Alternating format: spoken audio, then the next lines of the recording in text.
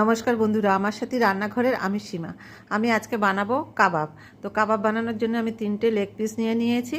Leg পিসটা প্রথমে vinegar দিয়ে আধা ঘন্টা ভিজিয়ে রেখেছিলাম, তারপর টক দই আর গোলমরিচের পাউডার দিয়ে ম্যারিনেট করেছি। ম্যারিনেট করার পরে আমি এর মধ্যে দিয়ে দিয়েছি ঝাল লঙ্কা পাউডার, জিরে পাউডার, ধনে পাউডার, কাশ্মীরি লঙ্কা পাউডার, আদা রসুন পেস্ট আর আমচুর পাউডার, আর দিয়ে দিলাম কেশরি মেথি। এর মধ্যে আমি ধনেপাতা ইউজ করলাম না, কারণ ধনেপাতার সেন্ট একরকম হয় আর কেশরি মেথির সেন্ট আর এক রকম। তো সেই জন্য আমি ধনেপাতা ইউজ করলাম না। তোমরা ইচ্ছা করলে এটার মধ্যে ধনেপাতাও ইউজ করতে পারো। তাই দিয়ে দিলাম স্বাদ মতো লবণ, দিয়ে আবারও একটু ম্যারিনেট করে নেব ভালো করে। ম্যারিনেট করে বেশ কিছুক্ষণ রেখে দেব। তা রেখে দেওয়ার পরে দেখো আমার ম্যারিনেট হয়ে গেছে। আমি প্যানে তেল দিয়েছি, বেশ অনেকটা তেল দিয়ে আমি এগুলোকে এখন ফ্রাই করতে দিলাম।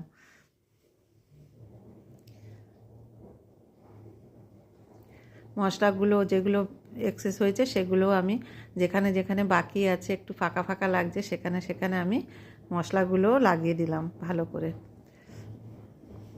তো দেখো একটা পিঠ আমি হালকা ফ্রাই করে নিয়েছি, এবার আমি উল্টিয়ে দিচ্ছি। একটা একটা করে উল্টিয়ে দিচ্ছি। দেখো কি সুন্দর লাল লাল হয়েছে। হ্যাঁ, কিন্তু লাল লাল হলে কি হবে, এখনও এর মধ্যে ভেতরটা মানে হয়তো ঠিকঠাক হয়নি। সব ভালো করে নিয়ে ফ্রাই করে নিয়ে তারপরে সেঁকতে হবে, তারপরে এটা রেডি হবে।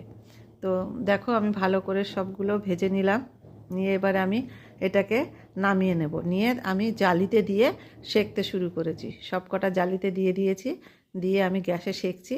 এটা যদি কাঠেতে সেঁকা হয় তো আরও সুন্দর লাগে খেতে, টেস্ট। কিন্তু কলকাতা শহরে আর কোথায় কাঠ জ্বালাবো আর কী করবো, তো সেই কারণেই আমি গ্যাসেতেই করে নিলাম।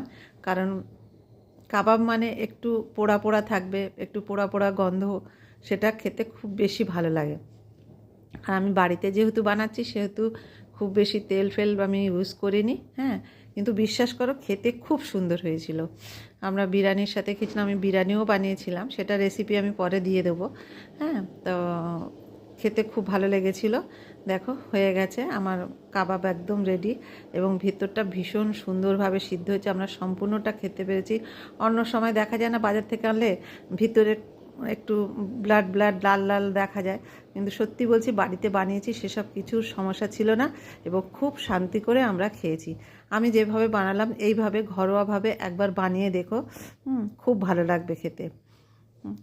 দেখো একদম কি সুন্দর লাগছে, দেখো একদম মনে হচ্ছে যেন বাজারের কাবাব।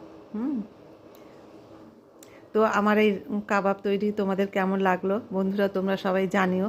হ্যাঁ, আর ভালো যদি লাগে একবার আমার মতন করে সহজ সরলভাবে বানিয়ে খেয়ে দেখো। আজকের মতন টাটা বাই, আবার দেখা হবে অন্য কোনো রেসিপিতে।